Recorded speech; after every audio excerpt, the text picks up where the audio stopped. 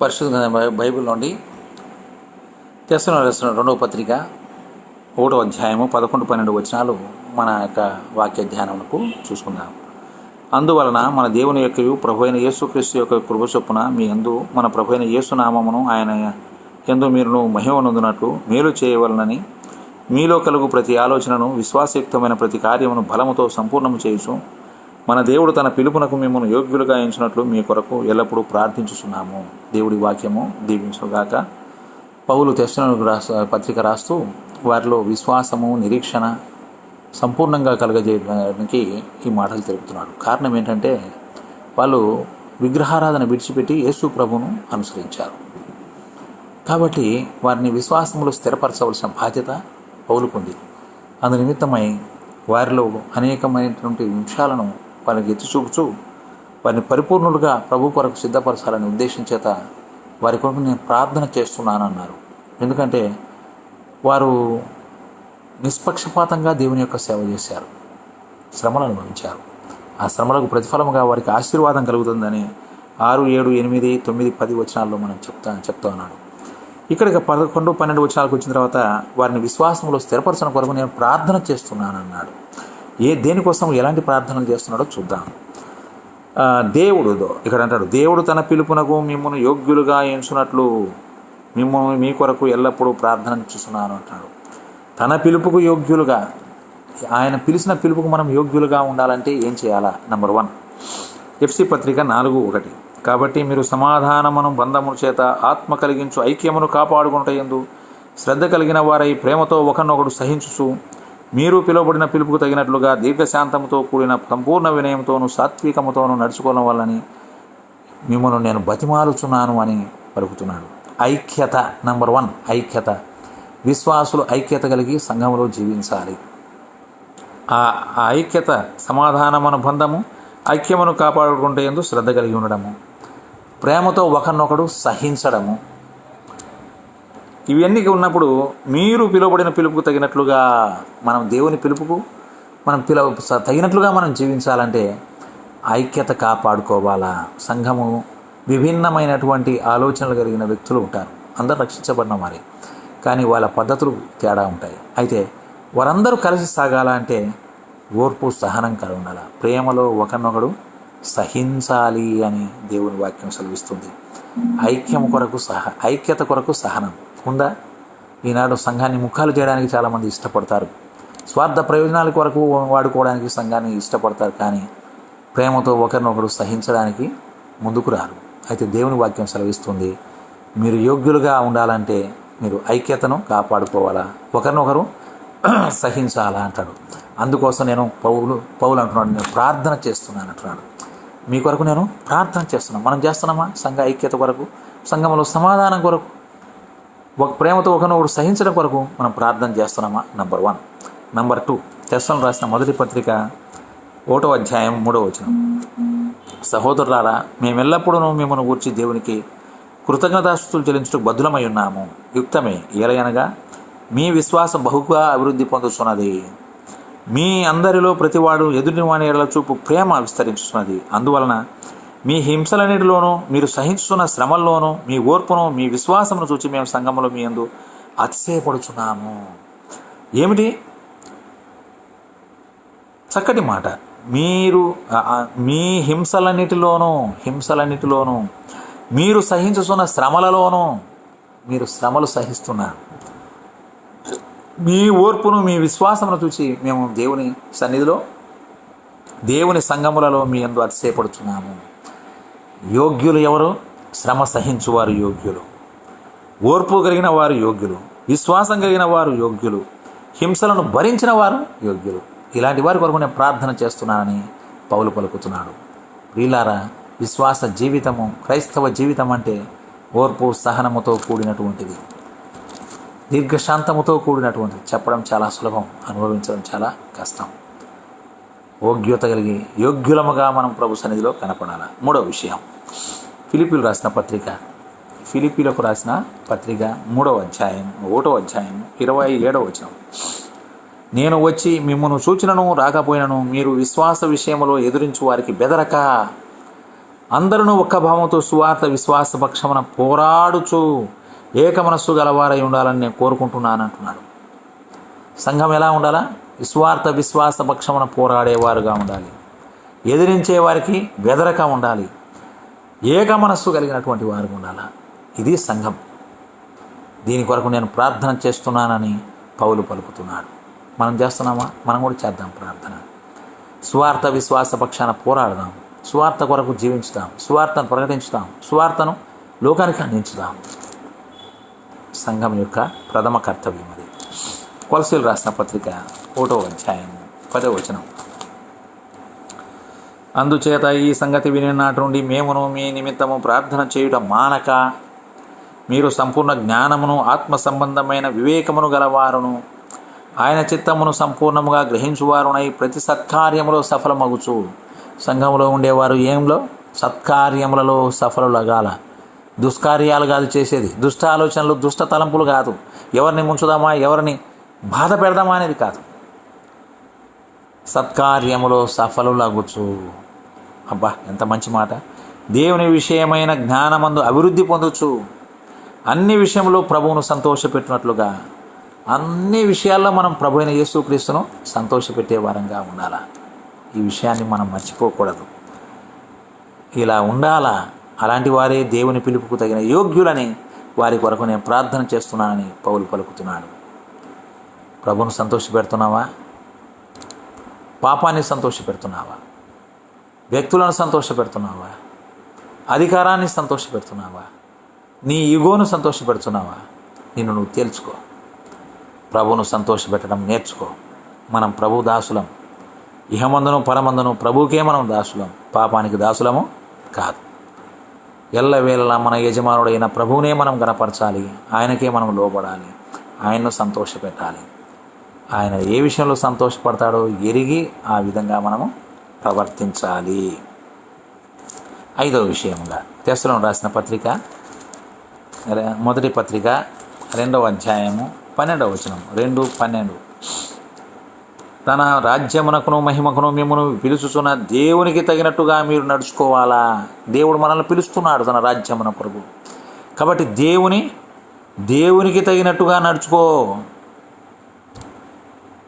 నీకు డబ్బులు ఇచ్చేవారు, నిన్ను బలపరిచేవారు, నీకు ఏదో మేలు చేసే వాళ్ళకు తగినట్టు కాదు నువ్వు నడుచుకోవాల్సింది. పరిశుద్ధ గ్రంథమైన బైబిల్ నీ చేతిలో ఉంది. చదువు, సత్యాన్ని ఎరుగు. దేవునికి తగినట్టుగా మీరు నడుచుకోవాలని మేము మీలో ప్రతివాన్ని హెచ్చరించుచు, ధైర్యం తెలుపుతూ, సాక్ష్యం ఇచ్చుచు, తండ్రి తన బిడ్డల ఏడల నడుచుకునే రీతిగా మీలో ప్రతివాని ఏడల మేము నడుచుకొని ఉంటామని మీకు తెలియను. మనము సంఘములో తండ్రులుగా ఉండి పిల్లలను పెంచినట్లుగా సంఘాన్ని పెంచాలి. దేవునికి తగినట్టుగా మనము జీవించాలి. ఇలాంటి వారి కోసము పౌలు ప్రార్థన చేస్తున్నాడు. దేవుడు తన పిలుపునకు మిమ్మల్ని యోగ్యులుగా, మీరు యోగ్యులా కాదా? మీ పిలుపు నిశ్చయమా కాదా? యోగ్యత ఉందా లేదా? నిన్ను నువ్వు పరిశీలన చేసుకో. పరలోకానికి నువ్వు పనికొస్తావా లేదా నువ్వు పరిశీలన చేసుకో. లోటుపాట్లు ఉంటే సరిదిద్దుకో. ప్రభు రక్తంలో మరొకసారి కడుక్కో. మారుమనసు పొందు. పాపక్షమాపణ పొందు. విశ్వాసాన్ని నిలబెట్టుకో.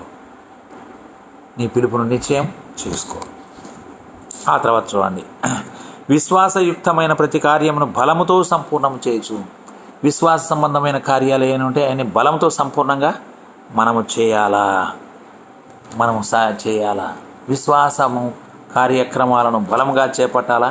వాటిని సంపూర్ణంగా మనం చేయాలి. కీర్తన గ్రంథము 90వ అధ్యాయము 17వ వచనంలో ఒక మాట అంటారు.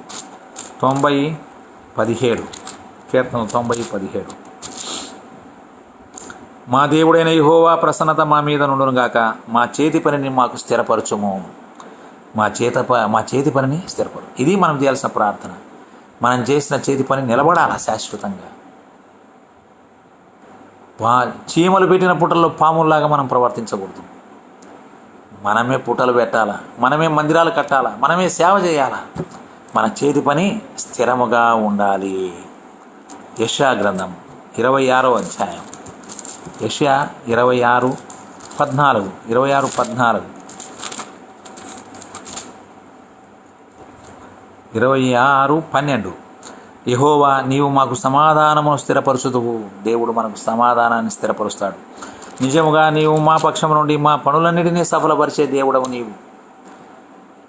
ఆయన మీద అనుకోవాలా, ఆయన పక్షాన సేవ చేయాలా, ఆయన కార్యాలను నిలబడే కార్యాలను చేయాలి. గాలి కొట్టుకొని పోయే కార్యాలు కాదు, అగ్ని పరీక్షలో కాలిపోయే కార్యాలు కాదు, నిలిచి ఉండే కార్యాలను మనం చేయవలసిన వారంగా ఉన్నాం. ఫిలిప్పీ పత్రిక 2వ అధ్యాయము 13వ వచనం.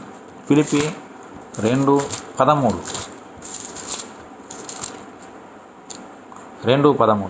ఈ విషయంలో మీరు ఇచ్చేయించుటకు కార్యసిద్ధి కలగజేసుకొనుటకు తన దయా సంకల్పం నెరవేర్చుటకు మీలో కార్యసిద్ధి కలగజేయువాడు దేవుడే.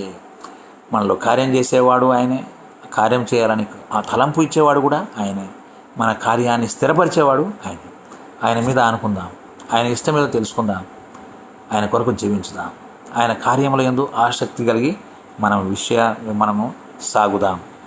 అట్లానే చూడండి, ఎఫ్సీ పత్రిక 2వ అధ్యాయము 10వ వచనం. 2:10 మరియు వాటి యందు మనం నడుచుకోవాలని దేవుడు ముందుగా సిద్ధపరిచిన సత్క్రియలు చేయుటకై ఆయన చేసిన పని అయి ఉన్నాము. క్రీస్తునందు సృష్టింపబడిన వారమై ఆయన చేసిన పని అయి ఉన్నాము. సత్క్రియలు చేయాలా, దుష్క్రియలు కాదు. కొంపలు ముంచే పనులు కాదు, కొంపలు నిలబెట్టే పనులు చేయాలి. సత్క్రియలు చేయటం ముందుగా సిద్ధపరిచిన దేవుడు ముందుగా సిద్ధపరిచిన సత్క్రియలు చేయటం కొరకై దేవుడు ఏం సిద్ధపరిచినాడో అది ఎరుగుదాం, ఆయన చిత్తం మీద ఎరుగుదాం, ఆ క్రియలు చేయడానికే మనం సాగుదాం. అలా మనం విశ్వాస యాత్రలో సాగవలసిన వారంగా ఉన్నాం. చూడండి, యెహోవా రాసిన 2వ పత్రికలోనే మరొక మాట, మేలు చేయవలని మీలో కలుగు ప్రతి ఆలోచన. మన ఆలోచన ఇప్పుడు ఎలా ఉండాలా? మేలు మేలు మేలు మేలు. సాధ్యమైనంత వరకు మనం మేలే అసలు కీడు చేయకూడదు, కీడుకు ప్రతి కీడు చేయొద్దు అని అంటాడు. ప్రేమించు. ప్రేమ లేనివాడు తన సహోదరుని ప్రేమించని వాడు మరి విశ్వాసియే కాదంటాడు. కాబట్టి రోమాపత్రికలో అంటాడు, పౌలు తన సొంత వారి రక్షణ 10:1 సహోదరులారా, రక్షణ పొందవాలని నా ఇశ్రాయేలు రక్షణ పొందవాలని నా హృదయాభిలాష. వారి విషయమై నేను దేవునికి చేయు ప్రార్థన అయి ఉన్నది. నశించు ఆత్మల కొరకై ప్రార్థన చేసేవారు, మన సొంత రక్త సంబంధికులు, బంధువులు, మిత్రులు, ఆ తర్వాత మన తోటివారు, అందరి యొక్క రక్షణ కొరకై మన ప్రార్థన చేసే వారంగా ఉన్నట్లు. అలా చేసినప్పుడు ఆయన యందు మహిమ పొందునట్లు మనం మహిమ పొందుతాం. ఆయన యందు మీరు మహిమ పొందునట్లు మనం ఎప్పుడూ మేలు చేయాలి. మేలు చేసిన వారమైతే దేవుడు మనల్ని మహిమపరుస్తాడు, గొప్పపరుస్తాడు, గొప్ప చేస్తాడు. ఎంత గొప్పపరుస్తాడంటే అపోస్తుల కార్యములు 13వ అధ్యాయము 13:48 అన్యజనులు ఆ మాట విని సంతోషించి దేవుని వాక్యమును మహిమపరచిరి. మనం ఎప్పుడైతే సువార్త చెప్తామో, ప్రభు కొరకు జీవిస్తామో, అన్యులు మన మాట విని సంతోషించి దేవుని వాక్యమును మహిమపరచిరి. మరియు నిత్య జీవనకు నిర్ణయింపబడిన వారందరూ విశ్వసించిరి. ఆ మాట విని సంతోషించిరి, దేవుని మహిమపరచిరి. కాబట్టి ప్రియులారా, మనము దేవుని మహిమపరిచే వారంగా ఉండాలా. మన జీవితాలలో దేవుని మహిమపరిచినట్లయితే మన జీవితాలను బట్టి ప్రజలు అనేక మంది యేసు ప్రభువునందు విశ్వాసం ఉంచి దేవుని మహిమపరిచేవారుగా ఉంటారని మనం ఇక్కడ చూస్తున్నాం. అలాగా మనం విశ్వాసంలో మనం స్థిరంగా ఉండాలా. మనము సత్కార్యములు చేయటం యందును, ప్రభు కార్యములు యందు ఆసక్తి కలిగినటువంటి వారంగా మన యాత్రా జీవితంలో మనం సాగవలసిన వారంగా ఉన్నాం. అలాగే మనం దేవుని మహిమపరచాలా. చూడండి, ఫిలిప్పీ 2:9 అందుచేత పరలోకముందున్న వారిలో కానీ, భూమి మీద ఉన్న వారిలో కానీ, భూమి కింద ఉన్న వారిలో కానీ ప్రతివాని మోకాలు యేసునామమున వంగునట్లు, ప్రతివాని నాలుకయు తండ్రి అయిన దేవుని మహిమార్థమై యేసుక్రీస్తు ప్రభువును ఒప్పుకున్నట్లు దేవుడు ఆయన అధికంగా హెచ్చించను. అందరూ ఆయన్ను మహిమపరిచేవారుగా ఉండాలి. మన ద్వారా దేవుడు మహిమ పొందపరచబడతాడు. అయితే మన విశ్వాసం ఎలా ఉంది, మన జీవితం ఎలా ఉంది? ప్రభు కొరకు నమ్మకమైన జీవితాన్ని కలిగినట్లు మనం సాగాల. మనం స్థిరంగా ఉండాలని పౌలు ప్రార్థన చేస్తున్నాడు. మరి నువ్వు చేస్తున్నావు ప్రార్థన? నీ జీవితం ఎలా ఉంది? ప్రార్థన చేద్దాం, అందరి కొరకు ప్రార్థన చేద్దాం. దేవుడు అందరినీ విశ్వాసంలో స్థిరపరిచి గణపరిచి మహిమపరచులాగున మనం ప్రార్థనలో ముందుకు సాగుదాం. దేవుడి వాక్యము మనందరి కొరకు దీవించుగాక. ప్రార్థన చేసుకుందాం. కృపగల తండ్రి, కనుగొల నాయన, పరిశుద్ధుడా, స్తోత్రములు. నువ్వు చేసిన మేలు బట్టి మమ్మల్ని స్తుతిస్తున్నాం. యుక్తంగా నీ పాదసంలో కూడి నేను ఆరాధించుట కృప చూపారు, మీకు వందనాలు. అలాగే మీ సత్య సువార్త ప్రకటించబడుతుండగా మీరు మహిమ పొందండి. ప్రతి ఒక్కరూ రక్షించబడు కరుణ చూపండి.